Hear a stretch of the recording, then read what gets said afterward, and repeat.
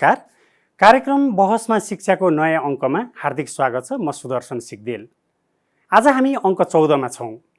आजको विषय रहेको छ विद्यालय शिक्षाको कसीमा नेपाली विद्यार्थीको सिकाइ स्तर।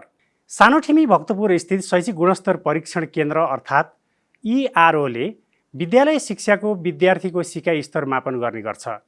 खासमा तहगत कक्षा मध्ये पनि अन्तिम कक्षाका विद्यार्थीको उपलब्धि राष्ट्रिय स्तरमा जाँची नतिजा सार्वजनिक गर्ने गरिन्छ। यसरी निकालिने नतिजा नासा रिपोर्टका नामले परिचित छ। विद्यार्थीको मात्र नभई विद्यालयको कार्य सम्पादन परीक्षण पनि केन्द्रले गर्ने गर्दछ। 2068 सालबाट थालिएको यस किसिमको परीक्षणमा अहिलेसम्म कक्षा 3, 5, 8 र 10 का गरी 4 लाखभन्दा बढी विद्यार्थीको सिकाइ उपलब्धि जाँचिसकिएको छ। गणित, विज्ञान, नेपाली, अङ्ग्रेजी र सामाजिक छुट्टा छुट्टै विषयमा भिन्न भिन्नै तहमा मूल्याङ्कन गरिएको छ। सबैभन्दा चिन्ताको विषय त यो छ कि अधिकांश विद्यार्थीले 50% भन्दा पनि न्यून विषयवस्तुमा दक्षता हासिल गर्न सकेको अध्ययनले देखाएको छ। यसमा लिखित पाठ्यक्रम र हासिल गरेको पाठ्यक्रम बीच ठूलो अन्तर देखिन्छ। झन्डै 2/3 विद्यार्थी सिकाइको राष्ट्रिय औसतभन्दा तल नै देखिन्छन्। केन्द्रले वर्षेनी नासा रिपोर्ट दिनुको खास उद्देश्य शिक्षाको समग्र प्रणालीलाई नियमित सुझाव दिएर शैक्षिक गुणस्तर सुधार्नु र समता कायम गर्नु हो। तर यसरी दिइएका सुझाव अनुसार कार्यान्वयन चाहिँ कति भएको छ त? नासा रिपोर्टले औँल्याएका सुझावहरू कति प्रतिशत कार्यान्वयन गरिए? सिकाइ स्तरको कसीमा नेपालको विद्यालय शिक्षाका विद्यार्थीको स्तर अब कसरी सुध्रिएला? आउनुहोस् यिनै विषयमा केन्द्रित रहेर हामीसित छलफलमा हुनुहुन्छ शैक्षिक गुणस्तर परीक्षण केन्द्रका कायम मुकायम महानिर्देशक शिवकुमार सापकोटा र काठमाडौँ विश्वविद्यालयमा प्राध्यापनरत डाक्टर लीना गुरुङ।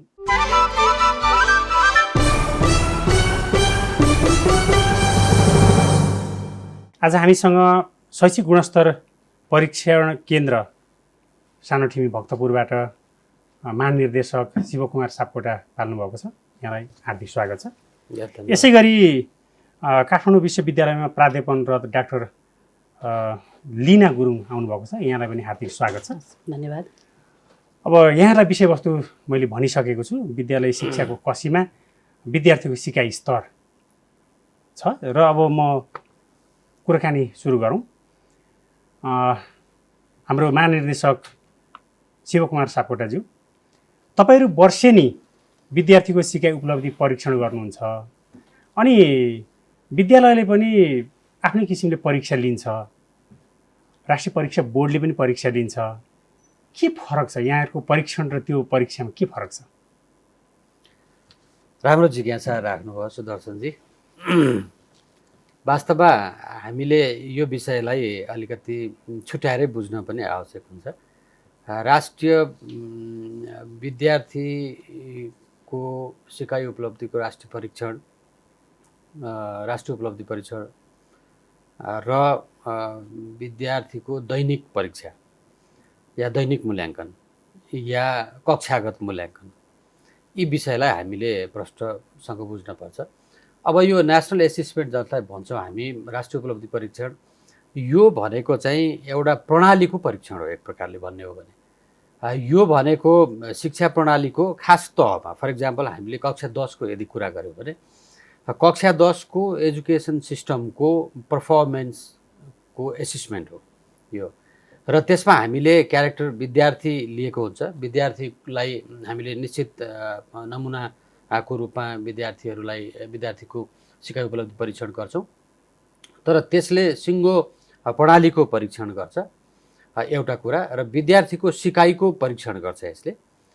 र अर्को कुरा, यो परीक्षणबाट विद्यार्थीको कति सिकाइ उपलब्धि हासिल गर्यो, विद्यार्थीले कति कुन अमुक सब्जेक्टमा कति उहाँहरूको सिकाइ क्षमता छ भन्ने कुराको एउटा स्थिति या स्टाटस थाहा पाउनेको अलावा त्यो सिकाइको लागि प्रभाव पार्ने तत्त्वहरू के रहेछ, के विषयले सिकाइमा प्रभाव पार्दो रहेछ, सकारात्मक प्रभाव पार्ने, नकारात्मक असर पार्ने, त्यस्तो विषय रहेछ भन्नेदेखि लिएर अर्को महत्त्वपूर्ण कुरा के हो त भन्दाखेरि सिकाइको सुधारका लागि या विद्यार्थीको सिकाइ उपलब्धि सुधार गर्नको लागि सिस्टममा के गर्न आवश्यक रहेछ, कसो गर्नुपर्ने रहेछ भन्नको लागि यो उपलब्धि परीक्षण हामीले गर्नुपर्ने हुन्छ। त्यसकारणले यस्तो खालको तथ्याङ्क हामी नियमित एक्जामिनेसनबाट पाउँदैनौँ। नियमित एक्जामिनेसनबाट परीक्षाबाट अमुक विद्यार्थीको त्यो अमुक विषयमा अमुक कक्षामा अमुक अवधिभित्र उसँग भएको लागतको परीक्षण हुन्छ र त्यसले उसलाई उपाधि वितरणको लागि चाहिँ त्यो डेटा उपयोगी हुन्छ भने यो सिकाइ उपलब्धिको राष्ट्रिय सिकाइ उपलब्धि परीक्षणको चाहिँ के भनेदेखि डेटा चाहिँ सिस्टममा सुधार गर्नको लागि उपयोगी भनेको हुन्छ। यो चाहिँ जस्तो यसरी प्रणाली यहाँले भन्नु प्रणालीकै मूल्याङ्कन यसमा हुने भयो। तर त्यो कक्षागत भनौँ न यो तहगत जुन अरू परीक्षा हामीले विद्यालयले नियमित रूपमा लिन्छ त्यो चाहिँ प्रणालीभित्र रहेर गरिने प्रणालीभित्र रहेर र एउटा विद्यार्थीको निश्चित ग्रेडमा उसको उपाधि प्रदान गर्नको लागि या उसको निश्चित चाहिँ अबिलिटी टेस्ट गर्नको लागि सर्टेन ग्रेडमा सर्टेन अवधिमा उसको अबिलिटी टेस्ट गर्नको लागि चाहिँ के भन्दाखेरि हामी त्यस्ता परीक्षा र नियमित हाम्रा परम्परागत एक्जामिनेसन सिस्टमलाई उपयोग गर्दछौँ र त्यसले अर्को कक्षामा जानको लागि या त्यही कक्षामा रहेर अध्ययन गर्नको लागि ऊ कहाँनिर योग्य छ, उसको स्टाटस के हो भन्ने कुराको उपाधि वितरण प्रयोजनको लागि या विद्यार्थीको चाहिँ के भनेदेखि सिकाइको स्तर थाहा पाउनको लागि हामी त्यहाँनिर ती दैनिक अमुक कक्षामा अमुक अवधिका लागि चाहिँ के भन्ने मूल्याङ्कन गर्छौँ। विभिन्न मूल्याङ्कन पद्धतिहरूमध्ये परीक्षा पद्धतिलाई हामीले एउटा सिम्बोलिक रूपमा लिएका छौँ। नासा रिपोर्ट यहाँहरूले यो सार्वजनिक गर्न थालेको पनि 10 वर्ष भयो, 2068बाट सुरु गर्नुभएको हो। यो 10 वर्षको अवधिमा चाहिँ कक्षा 3, 5, 8 र 10 को खास गरी यो विभिन्न कक्षाका तहगत जुन अन्तिम खुड्किलो छ त्यसको चाहिँ यहाँले परीक्षण गरिराख्नु भएको छ होइन। अब यो सिकाइ उपलब्धिमा चाहिँ यो जुन यो पछिल्लो अवस्थामा चाहिँ यहाँले कक्षा 10 को पनि गरिरहनु भएको छ, गर्नु भइसक्नु भएको होला, त्यो त्यसको चाहिँ ताजा अवस्था के छ? अर्को महत्त्वपूर्ण सवाल उठाउनु भयो। अब यसमा अघि तपाईँले पनि जिज्ञासा राखेको विषयलाई पनि म जोड्दै जाऊँ कि हामीले कक्षा 3मा, कक्षा 5मा, कक्षा 8मा र कक्षा 10मा अहिलेसम्म राष्ट्रिय सिकाइ उपलब्धि परीक्षण गर्दैछौँ र यसका लागि एउटा सैद्धान्तिक आधार के छ त भन्दाखेरि हामीले टर्मिनल ग्रेडहरू, पूर्व प्राथमिकको एउटा टर्मिनल ग्रेड भनेको ग्रेड 3 हो र ग्रेड 3 ले मोटामोटी त्यो पूर्व प्राथमिक तहको उसको सिकाइ क्षमताको परीक्षण गर्नको लागि मद्दत गर्ने भएको हुनाले हामीले त्यो ग्रेड लियौँ। कक्षा 5 प्राइमरी लेभलको टर्मिनल ग्रेड हो र कक्षा 8 त्यो लोवर सेकेन्डरी लेभलको अहिले बेसिक लेभल भनौँ यो आधारभूत तहको टर्मिनल ग्रेड हो र कक्षा 10 भनेको साबिकमा माध्यमिक तहको टर्मिनल ग्रेड हो। र यसरी चाहिँ के भनेदेखि हामीले टर्मिनल ग्रेडमा यो सिकाइ उपलब्धि परीक्षण गरेको छौँ र सामान्यतया कतिवटा देशहरूले यस्तो सर्टेन ग्रेड टर्मिनल ग्रेडमा राष्ट्रिय सिकाइ उपलब्धि परीक्षण गर्ने गर्छ भने कतिवटा देशहरूमा चाहिँ हाम्रो प्रचलन के छ भने निश्चित उमेरमा विद्यार्थीको निश्चित उमेरमा हुनसक्छ 15 वर्षमा, हुनसक्छ 14 वर्षको विद्यार्थीको उमेरमा त्यसरी परीक्षण गर्ने पनि गरिन्छ। तर हामीले ग्रेडको आधारमा यसरी परीक्षण गर्दैछौँ। अब हामीले 2068 तपाईँले सही बताउनु भयो 67 सालबाट हामीले यो सिकाइ उपलब्धि परीक्षण सुरु गरेको राष्ट्रिय स्तरमा र आजका दिनसम्म हामीले यसलाई धेरैवटा कक्षा 3 का 5 का 8 कालाई को 3वटा सम्म परीक्षणहरू हामीले 3 साइकल परीक्षण सम्पन्न गरिसकेका छौँ भने अब कक्षा 10 को चाहिँ हाम्रो यो प्रकारको परीक्षण चाहिँ एउटा पहिलो नै हो, सन् 2019मा सम्पन्न गऱ्यौँ र यद्यपि सन् 2011मा हामीले एउटा सानो स्केलमा कक्षा 10 को नेसनल एसेसमेन्ट पनि गरेका थियौँ। कक्षा 10मा विद्यार्थीहरू को सिकाइ उपलब्धिको अवस्था, सिकाइ क्षमतामा हासिल गरेको उपलब्धिको अवस्था के रहेछ भनेर हेर्दाखेरि हामीले 6वटा तहमा यसलाई विद्यार्थीको लर्निङ लेभललाई 6वटा तहमा क्याटेगोराइज गरेका छौँ। बिलो बेसिक, बेसिक, प्रोफिसिएन्ट 1, प्रोफिसिएन्ट 2, प्रोफिसिएन्ट 3 र एडभान्स लेभल 6वटा लेभलमा यसरी वर्गीकृत गरेर चाहिँ एसेसमेन्ट गर्दाखेरि या अनुसन्धान गर्दाखेरि विद्यार्थीको सिकाइका सम्बन्धमा बडो सूक्ष्म ढङ्गले चाहिँ के भने तथ्याङ्कहरू प्राप्त गर्न सजिलो हुन्छ भनेर यो गरिएको भयो। अब यसलाई सारांशमा भन्न पर्दाखेरि कक्षा 10 को पाठ्यक्रमले तोकेको सिकाइ क्षमता मार्जिनल्ली र प्रोफिसियन्टली अझ विशिष्ट ढङ्गले पनि हासिल गर्ने विद्यार्थीको जनसङ्ख्यालाई यदि क्लमिङ गरेर एकै ठाउँ हामीले राख्यौँ भने सरदर 51% विद्यार्थीहरूले कक्षा 10 को लागि तोकिएको सिकाइ क्षमता हासिल गर्न सकेको देखिन्छ। यो तथ्याङ्कलाई हामीले अलिकति अगाडिको तथ्याङ्कसँग पनि तुलना गरेर हेऱ्यौँ भने सन् 2011 मा जो अघि मैले भने 11 मा ठ्याक्कै यो जनसङ्ख्या 41% रहेछ। 41% जनसङ्ख्याले विद्यार्थी जनसङ्ख्याले औसत सिकाइ उपलब्धि हासिल गरेको रहेछ 2011 साल र के अरे औसत होइन कि 48 उहाँहरूको औसत सिकाइ उपलब्धि 41% आएको रहेछ। भनेपछि हामी 41% विगत झन्नै सरदर 10 वर्षको अवधि भयो। त्यस पछाडि अहिलेसम्मको दरबियानमा हामीले 51% या 51% विद्यार्थी 10 वर्षमा 10% बढ्यो भन्न खोज्छ। यसलाई अब हामीले चाहिँ के भने 10% को 10 पोइन्ट मा हामीले चाहिँ प्रोग्रेस हासिल गर्यौँ भनेर पनि भन्न सकिन्छ। यद्यपि विषयगत हिसाबले हेर्दा त फेरि विषय त त्यो त्यतिखेर अर्कै विषय थियो। अहिले यो विषयगत हिसाबले हामीले डेफिनेटली अहिले हामी 4वटा विषयमा गएका छौँ र विषयगत विविधताहरू पनि छन्। विषयगत हिसाबले उपलब्धिमा अन्तर आउने पनि हुन्छ र जसरी हामीले हेरे पनि एउटा सिङ्गो चित्र एउटा म्याक्रो पिक्चर हामीले के स्थापित गर्न सक्छौँ त भन्दाखेरि विगत 10 वर्षको दरबियानमा हामी अहिले 51% विद्यार्थीहरूले कक्षा 10 का लागि तोकिएको सिकाइ क्षमता हासिल गर्न सक्ने अवस्थामा पुगे भनेर एउटा व्याख्या गर्न सकिन्छ। यद्यपि यसभित्रका बडो गहिरोसँग हामीले अरू पक्षहरू पनि केलाउनु पर्ने हुन्छ। जस्तो यो एउटा चित्र म तपाईँलाई बताउन चाहन्छु त्यसमा। अब यसमा हामीले गणित, विज्ञान, नेपाली, अङ्ग्रेजी 4वटा विषयमा यो अध्ययन गरेका छौँ। 4वटा विषयमा गर्दाखेरि गणितको सिकाइ क्षमता एक प्रकारको छ, नेपालीको सिकाइ क्षमता अलिकति राम्रै छ, विज्ञानको सिकाइ क्षमता अलिकति कमजोर पनि छ, गणित पनि कमजोरै छ हैन।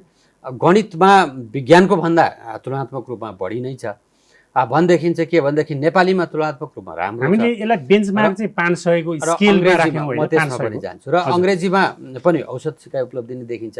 त्यसो गर्दाखेरि 3वटा विषयहरूको हामीले फरक विद्यार्थीको सिकाइ उपलब्धिको स्तरलाई हेऱ्यौँ भने त्यहाँनिर अन्तर पनि छ। तर समग्र चित्र हामीले त्यो देख्यौँ।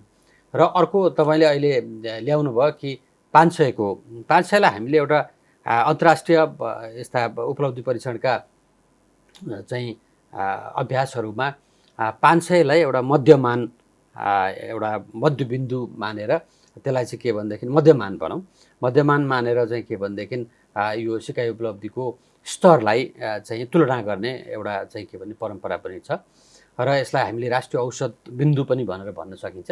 त्यसो गर्दाखेरि 500 भन्दा तल अङ्क प्राप्त गर्ने जो विद्यार्थीको अङ्क राष्ट्रिय औसत हासिल हुँदैन, त्यो हुँदैन र 500 भन्दा कमी जति कमी हुन जान्छ त्यसलाई हामीले राष्ट्रिय औसत या मध्यमान भन्दा कमी भयो या कमजोर भयो भनेर बुझ्न सकिन्छ। 500 अङ्कभन्दा माथि प्राप्त गरेको अङ्कलाई, देखिएको अङ्कलाई, विश्लेषणबाट प्राप्त गरेको अङ्कलाई हामीले के भन्छौँ त भन्दाखेरि त्यो चाहिँ राम्रो भयो भन्ने हिसाबले जति 500 भन्दा माथि गयो त्यति राम्रो भयो भनेर जान्छौँ। यो हिसाबले गर्दा 500लाई मध्यमान मानेर पनि हामीले सिकाइ उपलब्धिको नतिजालाई विश्लेषण गर्न सकिन्छ र प्रस्तुत पनि गरेका छौँ हाम्रो रिपोर्टमा। यसरी हामी विभिन्न ढङ्गले यसलाई विश्लेषण गर्न सकिन्छ। विद्यार्थीको सिकाइ क्षमता बढेको भने तपाईँहरूको यो मतलब अध्ययनले चाहिँ बढाएको देखाएको हो कि अथवा हामी अझै खसिरहेका छौँ विषयगत हिसाबले हामीले के लाउँदाखेरि समग्रतामा भन्दा पनि? समग्रमा भन्दाखेरि हामीले फेरि पनि प्रदेशगत भेरिएसनलाई हेऱ्यौँ भने प्रदेशगत रूपमा तुलना गऱ्यौँ भने कतिवटा प्रदेशमा फेरि हामी यो मध्यमान भन्दा तल पनि छौँ, कतिवटा प्रदेशमा माथि पनि छौँ। यसरी प्रदेशगत रूपका भेरिएसनहरू पनि छन्, विषयगत रूपका भेरिएसनहरू पनि छन्। यो सबै चिजलाई पनि हेर्न पर्छ। तर समग्रमा हामीले विगत 10 वर्षसँग तुलना, योभन्दा अगाडि हामीले त्यस्तो तुलना गर्ने बेसलाइन कहीँ पनि हामीसँग छैन। त्यो कारणले गर्दाखेरि विगत 10 वर्षसँग तुलना गर्दाखेरि कक्षा 10 को हकमा चाहिँ यो कक्षा 10 को हकमा तर अरू जुन कक्षाहरूको पनि यहाँहरूको जुन रिपोर्ट हामीले हेऱ्यौँ हैन, तर त्यो हेर्दाखेरि त यो सिकाइ स्तर त खस्किँदै गएको देखाउँछ नि। अरू विषयहरूमा हेऱ्यौँ भने हामी हाम्रो अरू कक्षाको सिकाइ उपलब्धिको स्तर स्थिर र केही बढोत्तरीमा गएको पनि देख्छौँ हामी। भने यो चाहिँ एकैचोटि 10 वर्षको अन्तरमा मात्रै हामीले तुलना गर्ने मौका पाएको हुनाले 10 पोइन्ट्सले हाम्रो वृद्धि भएको भनेर पनि हेर्न सकिन्छ। र यसमा चाहिँ के भन्दाखेरि समग्रमा र यस्तै चित्रहरू हामीले अरू हाम्रा छिमेकी राष्ट्रहरूसँग पनि तुलना गऱ्यौँ र अरू अन्तर्राष्ट्रिय प्रचलनमा भएका चाहिँ के भने देशहरूमा जसले नेसनल एसेसमेन्ट गर्छ, कोही अन्तर्राष्ट्रिय एसेसमेन्टहरू जस्तै पिसा भन्नुहोस्, टिम्स भन्नुहोस्, त्यस्ता एसेसमेन्टहरूमा सहभागी हुने देशहरूको विद्यार्थीहरूको उपलब्धिको अवस्थालाई पनि हामीले तुलना गर्न पनि सक्छौँ। अब हामी अन्तर्राष्ट्रिय स्तरको इन्टरनेसनल एसेसमेन्ट सिस्टममा त हामी प्रवेश गरेका छैनौँ, त्यतापट्टि हामी तुलना नगरौँ। डाक्टर लिना गुरुङजी यहाँ चाहिँ प्राध्यापन गर्नुहुन्छ र हाम्रो महानिर्देशकज्यूको कुरा सुनि पनि सक्नुभयो। यो 10 वर्षको अवधिलाई 10% वृद्धि भन्दा पनि हुन्छ अथवा यो स्थितिमा छौँ भनेर उहाँले भन्नुभयो। त्यो त्यसलाई एकदमै ठोकुवासँगले उहाँले त्यसलाई उपलब्धि चाहिँ भनिराख्नु भएको छैन। तपाईँले कसरी हेर्नुभएको छ यसलाई? सर्वप्रथम त अब 10 वर्ष अगाडि जुन नेपालको शिक्षाको स्तर थियो नि, त्यतिखेर कुनै पनि हाम्रो शिक्षाको स्तर अथवा सिकाइको उपलब्धि कहाँ छ त भनेर हेर्नको लागि चाहिँ हामीले डेटाको नै अभाव थियो क्या त्यतिखेर, होइन, तथ्याङ्कको नै अभाव थियो। र त्यो समयमा चाहिँ यो नासा आउनु, एसेसमेन्ट आउनु भनेको नै एउटा ठुलो उपलब्धिको रूपमा चाहिँ हामीले हेर्नुपर्छ शिक्षा क्षेत्रमा, होइन। किनकि त्योबाट पनि हामीले हाम्रो शिक्षाको स्तरमा चाहिँ यो तहगत रूपमा चाहिँ विद्यालयमा विद्यार्थीको सिकाइ स्तर कहाँ रहेछ त भन्ने कहीँ न कहीँ मूल्याङ्कन गर्ने अवस्था आयो नि त। त्यो अब मूल्याङ्कन गर्दै जाँदाखेरि चाहिँ हामीले धेरै कुराहरू यसका विभिन्न पक्षहरूलाई केलाउने मौका, विश्लेषण गर्ने मौका चाहिँ पाएका छौँ, होइन। पहिला अब ग्रेड 3 भयो, 5 भयो, 8, अहिले 10 को पनि आएको छ, होइन, हालसालै। सो अब यो तहगत रूपमा चाहिँ अब इआरओले पनि यसरी नेसनल एसेसमेन्टहरू चाहिँ बढाउँदै गइरहेको छ। त्यस कारणले चाहिँ पहिलाको उसमा चाहिँ हाम्रो नेपालको सन्दर्भमा भन्नुपर्दाखेरि चाहिँ यो प्रकारको नेसनल एसेसमेन्ट हुनु नै हाम्रो लागि एउटा ठुलो उपलब्धि हो। र तपाईँ यदि 10 वर्षको मूल्याङ्कन गर्नुहुन्छ भने डेफिनेटली अब यो 10 वर्षको अवधिमा चाहिँ सिकाइमा धेरै परिवर्तनहरू, शिक्षामा धेरै परिवर्तनहरू आएका छन्। अनि हाम्रो पाठ्यक्रमहरू पनि अब परिमार्जन हुँदै गइरहेको छ। शिक्षकहरूलाई पनि हामीले त्यो अनुसारको तालिमहरू, समय सान्दर्भिक तालिमहरू, उनीहरूको व्यावसायिक, होइन, अभिवृद्धिको लागि तालिमहरू दिइरहेको छ। भनेपछि ती सबै कुराले गर्दाखेरि अब स्कुलको स्ट्रक्चर संरचनाको, होइन, सबै कुराहरू गर्दाखेरि अब सामग्री, शैक्षिक शिक्षण सिकाइका सामग्रीहरू पनि त्यही अनुसार भनौँ न डेभलप हुँदै गइरहेको छ। यी कुराले गर्दाखेरि उहाँले भन्नुभएको जस्तै 10%ले चाहिँ उहाँहरूको सिकाइमा वृद्धि भएको पक्कै पनि हो, होइन। तर कति हदसम्म हामीले यसलाई चाहिँ अहिलेको समयमा त्यसलाई कति हदसम्म चाहिँ भनौँ न हामी सन्तोष छौँ त? हजुर, त्यो मेजर मुख्य विषय हो जस्तो लाग्छ कि हामी यसमा चाहिँ सन्तोष छौँ त, होइन।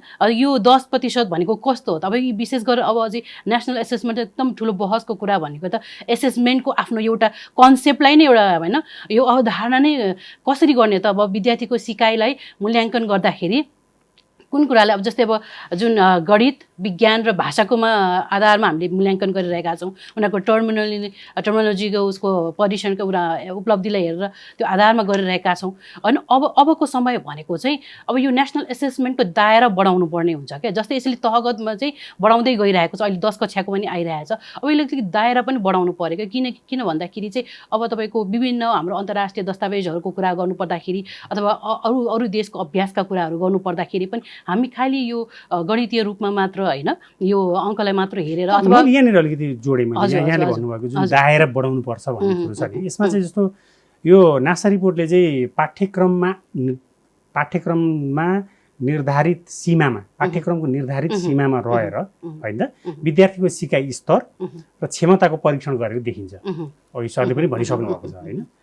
तर व्यक्तिको क्षमता त यतिमा मात्र सीमित त हुँदैन, होइन। यसको चाहिँ त उसको त बहुआयामिक पक्ष पनि छ। यहाँले भन्नुभएको दायरा त्योसँग लक्षित हो कि अरू पनि हो? हजुर, त्यो पाठ्यक्रममा आधारित भएर जुन परीक्षण गरिएको छ नि, अब त्यो पाठ्यक्रम पनि त समयअनुसार समयानुकाल त्यो उस हुँदै जानु पऱ्यो नि त, होइन, त्यो इम्प्रुभ हुँदै जानु पऱ्यो, होइन, त्यसको पनि डेभलप हुँदै जानु पऱ्यो। त्यो अनुसार भएको छ डेफिनेटली हाम्रो देशमा चाहिँ। अब यो पाठ्यक्रम हामी त्यो अनुसारको सुधार हुँदै गइरहेको छ। त्यही अनुसारको चाहिँ यो एसेसमेन्टलाई पनि त्यही अनुसार अनुकूल गर्दै लैजानु पऱ्यो, त्यो अनुसारको दायरा बढाउँदै जानु पऱ्यो। अब पाठ्यक्रम मात्र, अब कतिपय हुन्छ भने पाठ्यक्रममा मात्रै सीमित हुनु भएन, अनि अरू खालको एसेसमेन्ट पनि गर्नु पर्यो जसले चाहिँ व्यक्तिको जस्तै क्षमताहरू यहाँले विकास पनि होस् बताइदिनुहोस् होइन। न। जस्तै अब अहिलेको तपाईँको भनौँ न यो कोरोनामा चाहिँ लकडाउनमा विद्यार्थीहरूले जुन एससी कोर्स गर्नुभयो, अहिले 4 GPA आएर पनि विद्यार्थीहरू खुसी, विद्यार्थी होला अभिभावकहरू खुसी छैनन् अथवा शिक्षकहरू खुसी छैनन्, किनकि उनीहरूले त विद्यार्थीको क्षमता बुझेका छन् नि त। उनीहरू 4 GPA ल्याउने खालको क्षमता छैनन् भने उनीहरूलाई थाहा छ नि त, कक्षा कोठामा उनीहरूको पर्फर्मेन्स हेर्दाखेरिको कुरामा हेर्दाखेरि होइन। अहिले यहाँले भन्नुभयो जस्तो यो चाहिँ महामारीको एउटा छुट्टै अवधिको हो, यसको चाहिँ छुट्टै यो उदाहरणको पर्फर्मेन्स रूपमा चाहिँ यसको परीक्षण हुनुपर्छ भन्ने। हजुर हजुर। जस्तै त्यो अब उहाँहरूले चाहिँ त्यो अङ्ककै कुरा गर्नुभयो, उहाँले 10% को कुरा होइन 51% को चाहिँ त्यो स्तरको कुरा गर्नुभयो। त्यो अङ्कमै पनि एउटा डिबेट छ के, अङ्कमै पनि त्यो अङ्कलाई चाहिँ हामीले कतिको हदसम्म चाहिँ हामीले त्यसलाई स्वीकार्ने त, त्यसको भ्यालिडिटी के हो त होइन।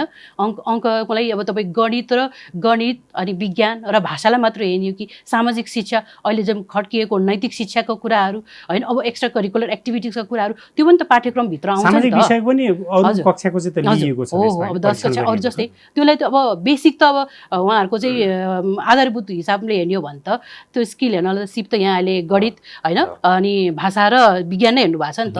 त्यो हुन त त्यो हामीले स्वीकार्छौँ, त्यो मुख्य एउटा आधारभूत शिक्षा हो होइन, विद्यार्थीले हासिल गर्नुपर्ने पाउनुपर्ने। अब चाहिँ मेरो भनाइ के हो भन्दाखेरि चाहिँ यो एसेसमेन्टको चाहिँ दायरा हामीले बढाउनै पर्छ। त्यो दायरा बढाउँदाखेरि के हुन्छ भन्दाखेरि चाहिँ हामीले विद्यार्थीको सिकाइको स्तरलाई सही रूपमा मूल्याङ्कन गर्न सक्छौँ कि। म महानिर्देशकज्यूपट्टि नै जान्छु। जस्तो अब यहाँले अघि त भन्नुभयो 51% को हाराहारीमा हामी छौँ, त्यो कक्षा 10 को सन्दर्भमा 10 को भनेर भन्नुभयो। तर अर्को एउटा तपाईँहरूकै रिपोर्टले के भन्छ भने यो अधिकांश विद्यार्थी जसलाई हामीले यहाँले परीक्षण गर्नुहुन्छ, अहिलेसम्म झन्डै 4 लाखभन्दा बढी विद्यार्थी को चाहिँ यहाँले परीक्षण गरिसक्नु भएको छ होइन।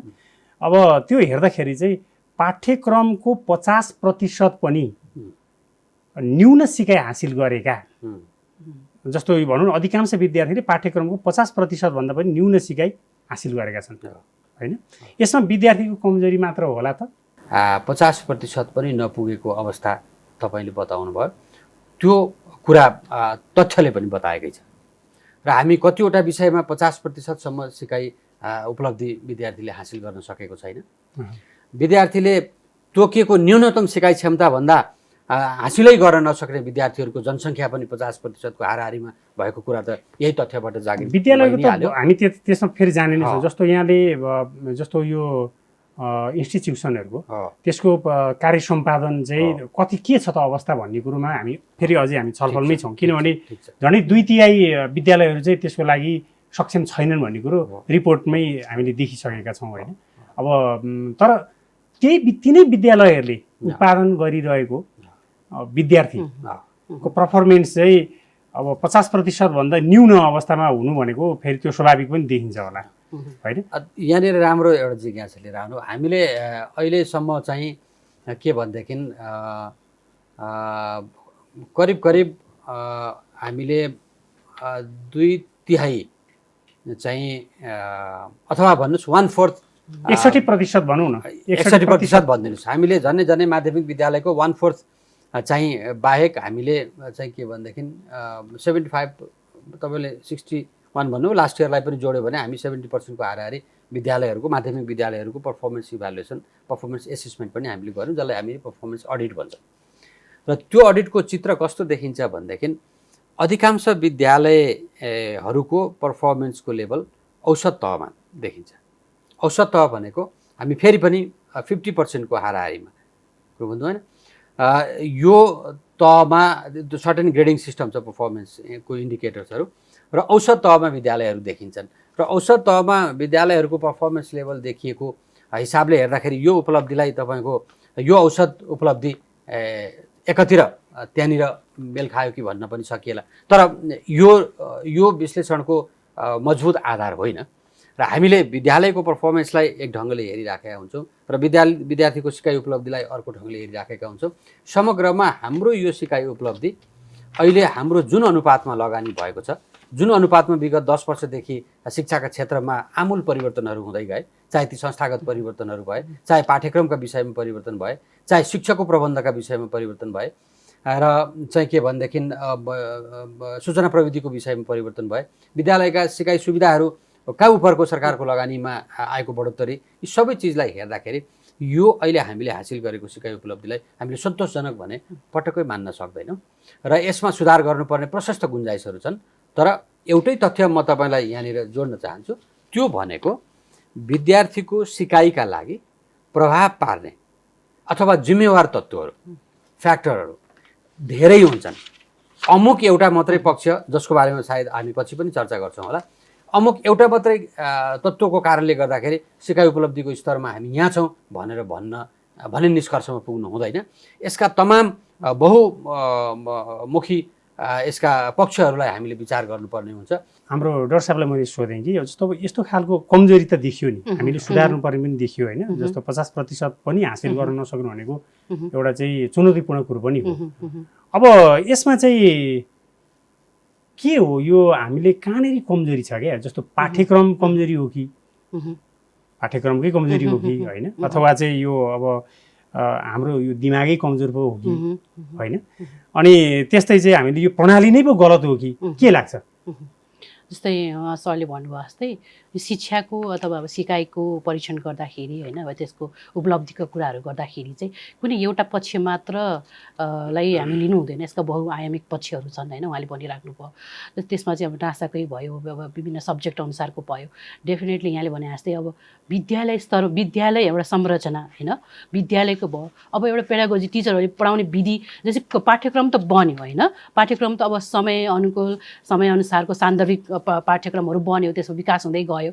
तर त्यो पाठ्यक्रमलाई चाहिँ शिक्षकले कक्षा कोठामा गएर डेलिभरी कसरी गरिरहेछ कि होइन, त्यो डेलिभरी गरे अनुसारको उनीहरूलाई चाहिँ शैक्षिक सामग्रीहरूको कति उपलब्धता कति छ त त्यो विद्यालयमा होइन, त्यो अनुसारको चाहिँ अब भनौँ न त्यहाँनिरको यो स्कुल म्यानेजमेन्ट कमिटीको सक्रियता, उनीहरूको सहभागिता कति छन् त त्यो अनुसारको होइन, त्यो अनि विद्यार्थीले कति लिइरहेका छन्, इभन त्यो तपाईँको कक्षा व्यवस्थापनलाई पनि त्यसमा जिम्मेवार हुन्छ। धेरै कुराहरू चाहिँ यो हामीले उनीहरूको सिकाइ उपलब्धिसँग चाहिँ जोडेर हेर्न सक्छौँ। कुनै र सबै कुराहरू चाहिँ त्यतिकै महत्त्वपूर्ण छ कि जस्तै हामीले खालि उनीहरूको लास्ट फाइनल एक्जामलाई मात्र हेरेर अथवा चुकेका चाहिँ कहाँ छौँ हामी त्यो यहाँले अलिक बताइदिनुहोस् न।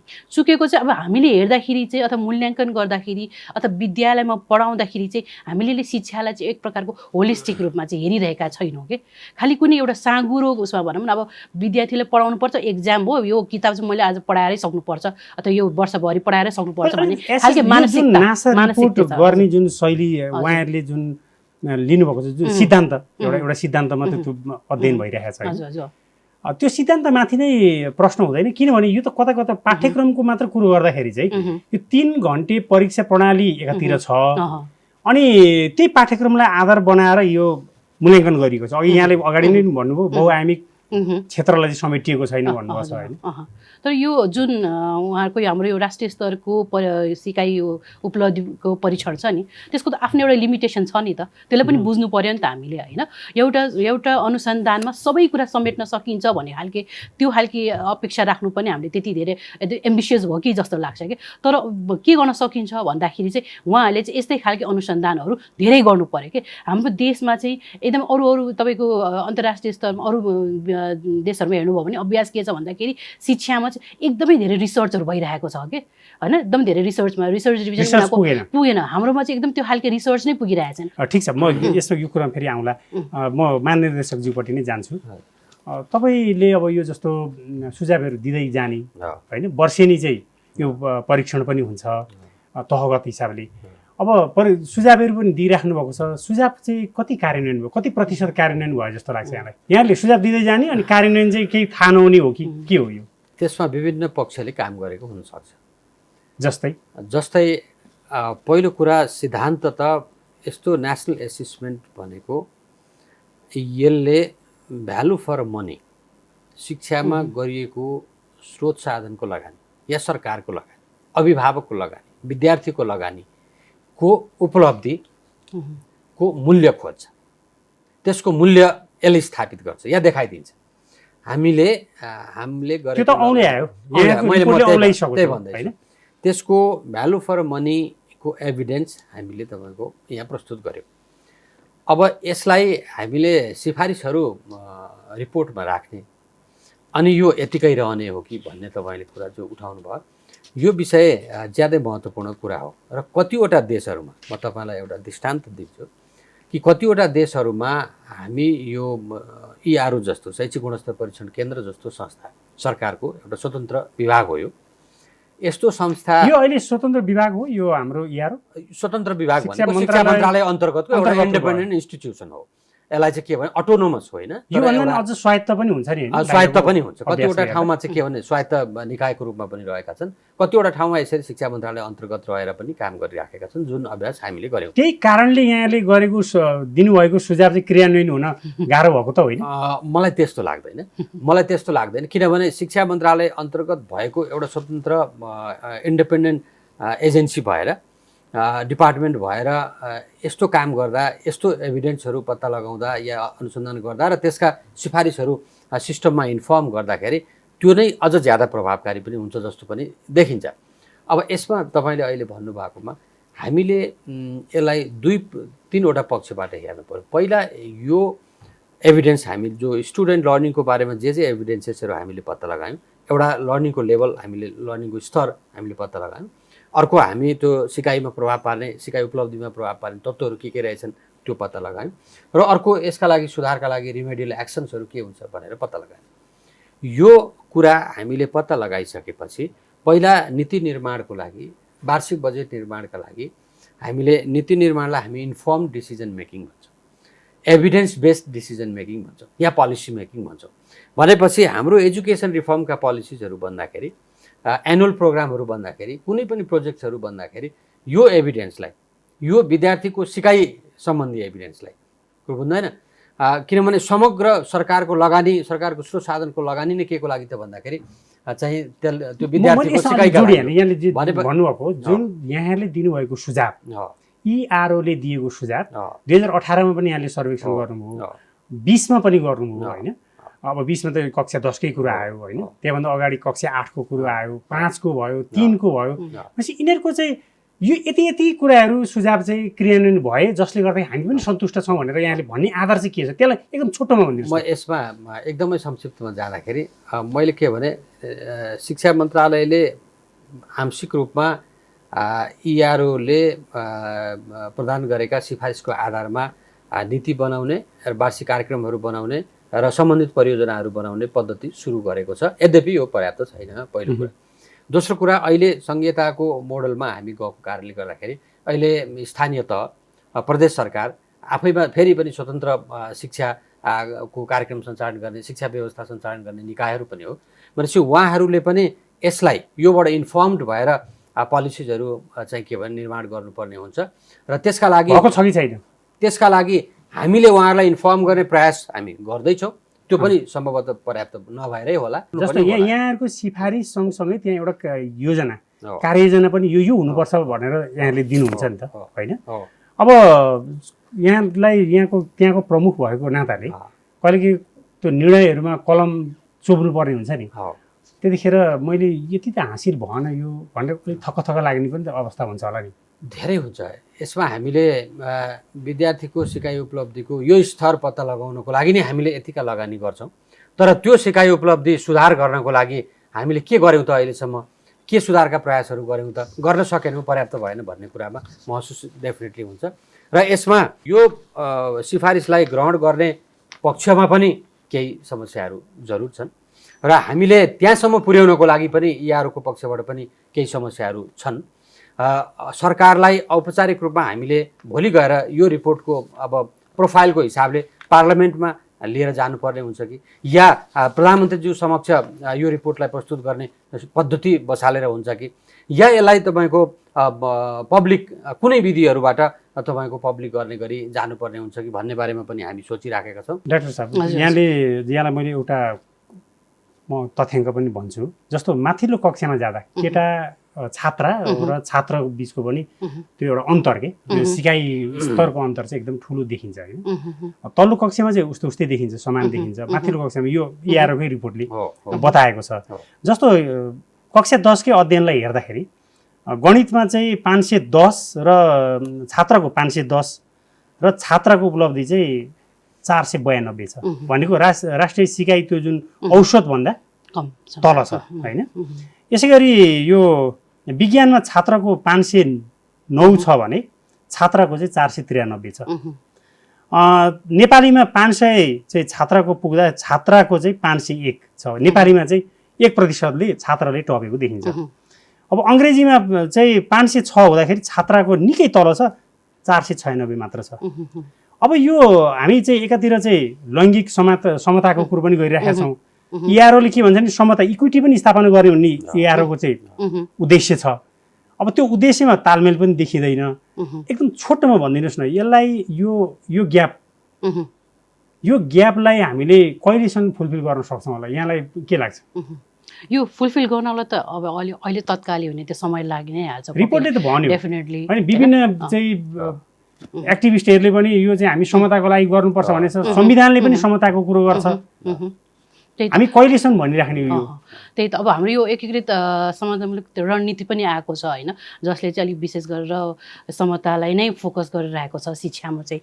त्यो अबको रणनीति भनेको चाहिँ यो समता हो होइन, इक्विटी हुनुपर्छ भन्ने खालके छ। अब त्यही खालके अब हाम्रो एसेसमेन्टमा पनि हुनुपर्ने हुन्छ। यहाँले भन्नुभएको ग्याप चाहिँ यो हाम्रो नेपालको यथार्थ होइन, यथार्थ यो तथ्य हो होइन। यसले के भयो धेरै अब अन्तर यो उसमा चाहिँ लैङ्गिकमा पनि लैङ्गिक भनौँ न तपाईँको त्यो फरक छ, भिन्नता छ है भन्ने कुराहरू पनि देखाइरहेछ। यो भनेको चाहिँ तपाईँको अहिलेको आएर यो तथ्याङ्क देखिनु भनेको त अहिले आएको होइन, धेरै समयदेखिबाट त्यसैको इनपुट भइरहेको छ नि त होइन। के अरे तपाईँको माध्यमिक स्तरमा होइन कि त्यो त प्राथमिक तहदेखिबाट नै गणितमा चाहिँ के अरे अब छात्रहरूलाई चाहिँ अलिक कमजोर छन् है भन्ने खालके त्यो खालके अब भनौँ न जहिले पनि सरले मात्र पढाइराख्नु हुने, गणितका टिचर होइन शिक्षिकाहरू कम हुने त्यो खालके चाहिँ सिस्टम एकदम पढाइराख्ने होइन। अब विज्ञानमा पनि यस्ता विभिन्न कुराहरू छन् नि त जसले चाहिँ यो सिकाइ आउनुको कारण चाहिँ ज्ञान हासिल गर्न त पुरुष र महिला शिक्षकले पढाउने कुरोमा नि अन्तर पर्छ, एकदमै अन्तर पर्छ। किनकि तपाईँको कुनै पनि टेक्स्ट बुकलाई क्लासमा चाहिँ डेलिभर गर्दाखेरि कसले डेलिभर गरिरहेको छ र कसलाई डेलिभर गरिरहेको छ भने त्यो जेन्डर एकदमै जेन्डर हुन्छ कि होइन। यसको मतलब महिला शिक्षक बनाउनु पर्छ भन्ने कुरो डेफिनेटली। जस्तै हामीले पहिलाको यदि तपाईँको नियम हेर्नुभयो भने किनकि हामी गर्ल्स एजुकेसनलाई फोकस गर्दाखेरि चाहिँ धेरै जस्तो छात्रहरूलाई चाहिँ स्कुलमा लिएर आउनु पर्यो, विद्यालयमा लिएर आउनु पर्यो भन्दाखेरि चाहिँ हामीले महिला शिक्षिकाहरूको पनि त हामीले बढायौँ, महिला शिक्षकको नि हामीले बढायौँ नि त सङ्ख्या होइन। त्यो एउटा स्ट्राटेजी थियो। त्यस्तै खालको माध्यमिक तहमा गर्दै जाँदाखेरि त्यहाँनिर चाहिँ फेरि के अरे महिला शिक्षकहरू हुनुहुन्न क्या, फेरि त्यहाँ अलिक कम हुनुहुन्छ तर अलिक सङ्ख्या चाहिँ कम हुनुहुन्छ। अब उहाँहरूलाई पनि अब त्यो अनुसारको प्रमोट गरेर होइन उहाँको प्रोफेसनल डेभलपमेन्ट गरेर उहाँलाई पनि माध्यमिक तहमा चाहिँ लैजानु पर्यो। के अरे पुरुष शिक्षक र महिला शिक्षकलाई समान रूपमा चाहिँ पढाउने अवसर दिनु पर्यो होइन। यदि त्यो भयो भने चाहिँ किन भन्दाखेरि चाहिँ ती छात्रहरूले महिला शिक्षकलाई पनि एउटा आफ्नो रोल मोडलको रूपमा हेरेर आउँछ क्या। अनि गणित भने चाहिँ यो त खालि केटाहरूले मात्र होइन छात्रले मात्र जान्ने विषय होइन है, यो त सबैले समान रूपमा सिक्न पाउने अथवा सिक्नुपर्छ अथवा हामी त्यतिकै सक्षम छौँ है यसमा राम्रो अङ्क ल्याउनको लागि भन्ने खालके एउटा मेसेज दिनको लागि त त्यो खालके वातावरण पनि क्रिएट गरिदिनु पर्यो सरकारले, विद्यालयले होइन, त्यो समुदाय स्तरबाट। महानिर्देशकज्यू यहाँलाई अब हामी एकदम अन्तिम समयमा आइसकेका छौँ। प्रदेश अनुसारको सिकाइ उपलब्धिको तुलना के जस्तो रिपोर्टले के भन्छ भने प्रदेश अनुसार प्रदेशको नि फरक छ होइन। अनि त्यसै गरी चाहिँ यो अर्को चाहिँ यो लिखित पाठ्यक्रम हासिल भएको पाठ्यक्रम बिच ठुलो अन्तर छ भन्ने एउटा फाइन्डिङ्स छ होइन। त्यस्तै अधिकांश विद्यार्थीहरू सिकाइको तल्लो तहमा रहेका छन् भन्ने कुरो एउटा देखियो। अनि त्यस्तै चाहिँ अब यो के अरे विद्यालयका प्रकारहरू बिच पनि एउटा चाहिँ उच्च असमानता छ भन्ने कुरो देखाएको छ रिपोर्टले। अनि यसै गरी चाहिँ यो अब अघि हामीले भनिहाल्यौँ छात्र र छात्रबीचको पनि एउटा चाहिँ अन्तर छँदैछ होइन। अनि एउटा भाषाले पनि त्यस्तो गरिराखेको छ। यसै गरी 100 उमेरका विद्यार्थीहरूले राम्रो सिकाइ उपलब्धि हासिल गरेका छन्। अब यो पनि 16 वर्षभन्दा माथि गयो भने यसको सिकाइ कम हुने र अलि त्यो तलै भयो भने राम्रो हुन्छ भनेपछि यसको मतलब 4 वर्षमै हामीले विद्यालय चाहिँ भर्ना गरिसक्नुपर्छ भन्ने खालको एउटा रेकमेन्डेसन यसमा देखियो। अनि अब अन्तिममा चाहिँ मैले यसको यो जुन रेकमेन्डेसनकै कुरोलाई गर्दाखेरि दलित र जनजाति बालबालिकाहरूको उपलब्धि चाहिँ अन्य जातिको भन्दा कमजोर छ। अब तिनीहरूलाई झन् अलिक बढी चाहिँ सहयोग पुर्याउनु पर्ने होला होइन। त्यस्तै उपलब्धि परीक्षणमा सिकाइ उपलब्धि देखिएको गिरावटको प्रवृत्ति चाहिँ एकदम कायमै छ। यहाँले अघि 51% त भन्नुभयो तर गिरावट चाहिँ कायमै छ भन्ने कुरो चाहिँ यहाँहरूकै रिपोर्टले भनिराखेको छ। अब यो अवस्थामा मैले बिचमा के जोडेँ भने अहिले राष्ट्रिय जनगणना पनि सुरु भएको छ। तपाईँहरूको यो नासा रिपोर्टलाई जनगणनासँग हामीले जोडेर यसलाई चाहिँ जनस्तरमा पुर्याउनु पर्ने होइन? तपाईँको प्रश्न सायद सान्दर्भिक हुनपर्छ। कसरी त्यो जनगणनासँग यसलाई टाइप गरेर लिएर जान सक्छौँ त्यो त हामीले सायद अध्ययन गरौँला। तर तपाईँले भनेको विषयसँग म सहमत छु, सार विषयसँग। त्यो के हो भने हामीले यो रिपोर्टलाई तत्त सम्बन्धित स्टेक होल्डरसम्म बडो संवेदनशीलताका साथ, बडो प्राथमिकताका साथ लिएर जानुपर्छ र उहाँहरूलाई इन्फर्म गर्नुपर्छ। र सबै पक्ष यो जो मल्टिपल फ्याक्टर्सहरूको कारणले गर्दाखेरि सिकाइ उपलब्धिमा बढोत्तरी हुने र घट्ने जो काम भइराखेको छ यो विषयमा जानकारी गराउनको लागि हामीले एउटा योजनाबद्ध ढङ्गबाट अगाडि बढ्नुपर्ने देखिन्छ, जसबाट हामी आशा गर्छौँ पछिल्ला वर्षहरूमा सिकाइ उपलब्धि पनि वृद्धि हुन्छ। यसपालिको कार्ययोजना के छ? छोटोमा एकदम छोटो। यसपालिको कार्ययोजना मैले अघि पनि भने हामी मल्टिपल रिपोर्ट्सहरू तयार गर्छौँ। हामी सबै प्रकारका स्टेक होल्डरसँग पुग्ने स्किम तयार गरेका छौँ र हामीले अब गर्ने अनुसन्धानलाई सरलीकृत गर्छौँ र हाम्रा रिपोर्टहरू सरल, बोधगम्य र सबै स्टेक होल्डर कहाँसम्म पुग्ने किसिमका मिडियाहरू, प्रविधिहरू, माध्यमहरू उपयोग गर्छौँ। यी प्रक्रियाहरू अवलम्बन गर्नको लागि हामीले तात्कालिक रूपमै हामीले उच्च प्राथमिकताका साथ केही चाहिँ कार्यक्रमहरू तय गरेका छौँ। यहाँको सुझाव चाहिँ के छ? थप सुझाव उहाँले भन्नुभएको कुरोमा। हजुर, अबको हामी यो के अरे नेसनल एसेसमेन्ट भनौँ या शिक्षाको अबको रणनीतिको कुराहरू गरौँ, यो अबको समयमा चाहिँ यदि हामी इक्विटी फोकस हुनैपर्छ। यहाँले भन्नुभयो नि रिपोर्टमा अघि दलित जनजातिकोहरूको पर्फर्मेन्स कम भयो, छात्रको बिचको भिन्नताको कुराहरू, यदि यो एड्रेस गर्नु पर्यो, प्रदेश बिचको पनि भयो भन्नुभयो। यदि यसलाई हामीले यो समस्यालाई यदि एड्रेस गर्न छ अथवा भनौँ न यसलाई उहाँले सुझाव पनि दिइरहनु भएको छ, त्यसलाई चाहिँ इक्विटी फोकस भएर हाम्रो स्ट्राटेजी हुनैपर्छ। त्यसलाई यदि हाम्रो डकुमेन्ट छ तर त्यो कार्यान्वयनको कुरालाई चाहिँ अझै त्यसलाई चाहिँ हामीले प्राथमिकता दिनै पर्छ होइन। अनि हाम्रो जति पनि यो शिक्षामा भनौँ न विद्यालय मात्र नभइकन अलिकति विद्यार्थी फोकस हुनु पऱ्यो क्या, लर्नर फोकस्ड हुनु पऱ्यो। त्यो लर्नर फोकस भयो भने अरू समस्याहरू जस्तो उहाँले भन्नु प्रभाव पार्ने तत्त्वहरू, ती कुराहरू सबै एकदम जोडेर त्यसको महत्त्व पनि त्यहाँ झल्किन्छ क्या। किन कसरी भन्दाखेरि त्यो यदि हामीले विद्यार्थी फोकस भएर हाम्रो शिक्षण गऱ्यौँ भने होइन, अथवा हाम्रो एसेसमेन्ट गऱ्यौँ भने ती सबै कुराले चाहिँ हाम्रो उनीहरूको सिकाइको स्तर बढ्दै जान्छ होइन, त्यो आउटकम पनि त्यसरी नै देखिँदै जान्छ। र अनि एक प्रकारको भन्दाखेरि शिक्षालाई हेर्दाखेरि चाहिँ हामीले अहिले प्रक्रियागतमा रूपमा हेरिरहेका छौँ होइन। प्रक्रियागतमा चाहिँ यो पर्फर्मेन्स टेस्टहरू पनि त्यो अन्तर्गत आउँछ। तर अबको शिक्षा भनेको यो इक्विटी मात्र इक्विटीलाई यदि मेरिटलाइज गर्न छ भने नि हामीले अब त्यसलाई रूपान्तरणको रूपमा लानु पऱ्यो क्या शिक्षालाई चाहिँ, त्यसले समाज रूपान्तरण गर्नु पऱ्यो। विद्यार्थी आफैमा एउटा व्यक्तिगत रूपमा चाहिँ उसले रूपान्तरण हुने अवसर पाउनु पऱ्यो होइन, ज्ञान प्राप्तिपछि। अब शिक्षकले पनि त्यो शिक्षण गरिरहँदाखेरि कक्षा कोठामा ऊ आफैले पनि त्यो विषयवस्तु सिकाउने क्रममा ऊ आफै पनि रूपान्तरण हुनु पऱ्यो। पहिला यही हो के अरे भनेर त्यो जागिरको हिसाबमा हेरेर त्यही अब होइन पुरानै शैलीमा मात्रै पढाइराख्ने होइन, उसले आफूलाई पनि अपडेट गर्नु पऱ्यो टेक्नोलोजीको। अब एसेसमेन्ट भन्नुहुन्छ नि, एसेसमेन्ट पनि एकदमै। अब एसेसमेन्टमा चाहिँ अहिले यो के अरे म्याथ साइन्स र उस मात्र ल्याङ्ग्वेज मात्र होइन कि, अहिले त अब ओइसिडीमा चाहिँ टेक्नोलोजी पनि आइसक्यो, उनीहरूले लेटेस्ट रिपोर्ट टेक्नोलोजी पनि राखेर एसेसमेन्ट गर्न लागिसक्यो भनेपछि अब हामीले त्यसलाई पनि लिएर आउनु पऱ्यो हेर्नुहोस् त। त्यो अनुसारको यी अघि मैले भने नि दायरा बढाउनु पर्छ भन्ने कुराहरू, त्यो दायरा बढाउनको लागि डाइभर्सिटीको कुराहरू, इक्विटीका कुराहरू हेर्नुपर्छ होइन। यहाँलाई धेरै धेरै धन्यवाद। धन्यवाद यहाँले बोलाउनु भयो, हामीलाई केही भन्ने अवसर दिनुभयो, त्यसको लागि धेरै धेरै धन्यवाद।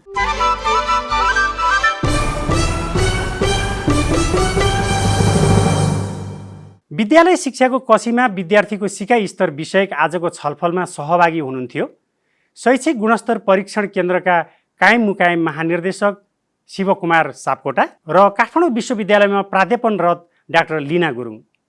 छलफलमा सहभागी दुवैजना व्यक्तित्व अनि तपाईँ सम्पूर्ण दर्शकलाई धेरै धेरै धन्यवाद। बहसमा शिक्षाको 14औं अङ्क तपाईँलाई कस्तो लाग्यो? सुझाव र प्रतिक्रियाको अपेक्षा गर्दछौँ।